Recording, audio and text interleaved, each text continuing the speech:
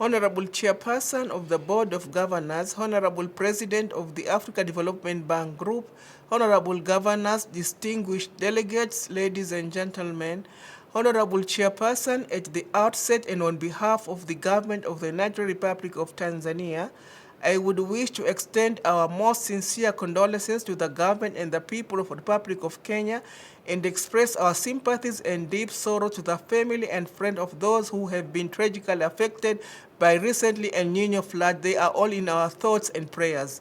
Notwithstanding of that, I would like to express my sincere gratitude and appreciation to our East African neighbor, the Republic of Kenya, and its people for the warm reception and hospitality accorded to our delegation in this beautiful city of Nairobi. Indeed, you have a well-represented East Africa in hosting these meetings. Hongereni sana. On the same spirit of appreciation, I would also like to thank and commend the FDB's group for the excellent logistics arrangement of the 2024 annual meetings. Honorable Chairperson, I am honored to address you today on behalf of the Governor of the United Republic of Tanzania on the critical issues of reforming the global financial architecture to accelerate transformation while ensuring inclusive and growth and sustainable development. Tanzania, like many other countries, has been affected by the ripple effect of the COVID-19 pandemic and the many ongoing conflicts and geopolitical tension, together with climate shocks, including the recent El Nino rains and tropical Hidaya cyclone, which have left behind a trail of destruction that undermines significantly the progress made in the human development over the past 2 decades. These headwinds have been accompanied by shortfall in development finance and shrinking fiscal space. Honorable Chair, financing constraints are holding back the implementation of our third National 5-Year Development Plan 2021-2022 up to 2025-2026, focusing on realizing an inclusive and competitive economy, deepening industrialization and service provision, investment and trade promotion, human development, and skills development. Among many other targets, the National 5-Year Development Plan 3 aspires to reduce basic need poverty from 26.4% to 22%, extreme food poverty from 8% to 5.8%, and prevalence of stunting and in under 5 from 31.4% to 24%.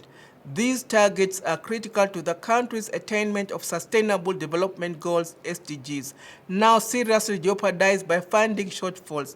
At least 115 trillion Tanzania shillings, about 46 billion US dollar cumulative financing is needed in a period of 5 years to successful implementing National 5-Year Development Plan 3, translating to about 9 billion US dollars annual to be sourced from internal and external sources.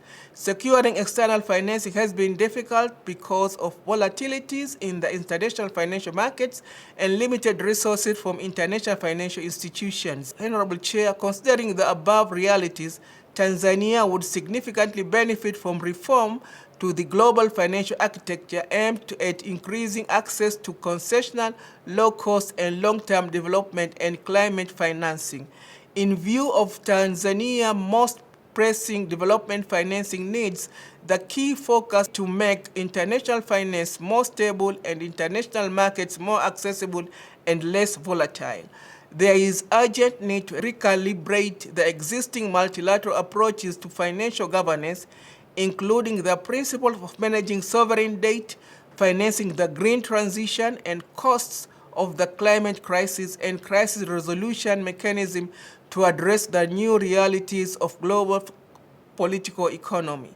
Further, multilateral development banks, MDBs, must be adequately capitalized and should play a more catalytic role to help developing countries like Tanzania in leveraging resources from other development partners.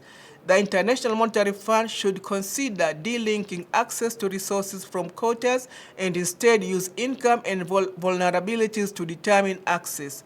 Honorable Chair, Another important element of reforms to the global financial architecture is the need for multilateral development banks to change their business model to leverage more private finance at affordable terms.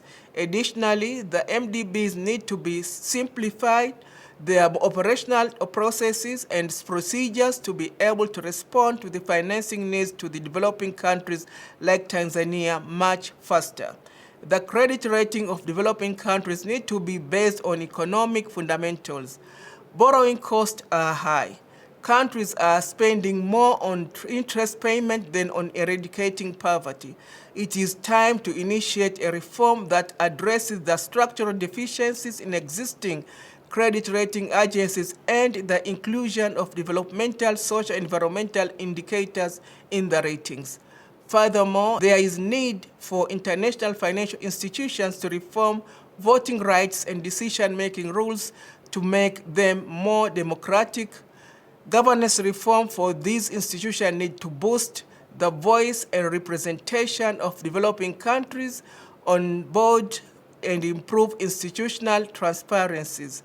Regarding climate action, the focus of the reform should be on the greater use of debt swaps for the Sustainable Development Goal and for climate, particularly for climate change adaptation, with the focus of making debt more affordable and investing savings into climate resilience. Honorable Chair, I urge all of us to work together in advocating for and implementing these crucial reforms.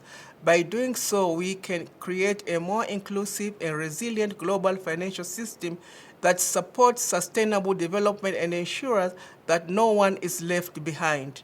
Lastly, Honorable Chairperson, allow me to conclude my statement by expressing with immense pride and heartfelt congratulations to the Africa Development Bank for a truly remarkable milestone, the 60th anniversary of the Africa Development Bank.